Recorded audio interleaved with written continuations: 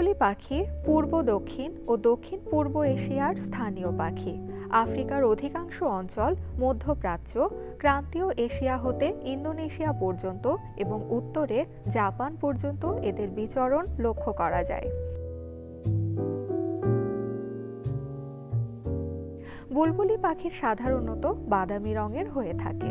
মাথার কালো ঝুঁটি দেখে খুব সহজেই এদের শনাক্ত করা যায়। প্রাপ্তবয়স্ক পাখির মাথা কালো বা কালচে বাদামি রঙের হয়ে থাকে। বাদামি দেহের শেষাংশ ও ডানার প্রান্ত কালচে বাদামি রঙের হয়ে থাকে। পেট অপেক্ষাকৃত ফিকে বাদামি রঙের হয়। দেহ তলে এবং কখনো কখনো উপপ্রজাতি ভেদে পিঠে মাছের আঁশের মতো ফিকে দাগ থাকে।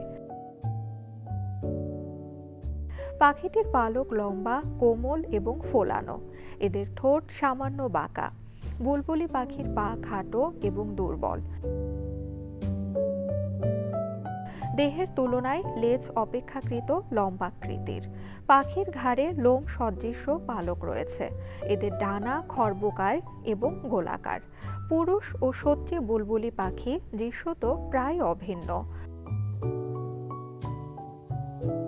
পাখিটির ডাক অর্থাৎ গলার স্বর খুবই মধুর। বুলবুলি প্রচুর লড়াকু পাখি। লড়াইবাজ পাখি হিসেবে দুনিয়া জোড়া এর খ্যাতি রয়েছে।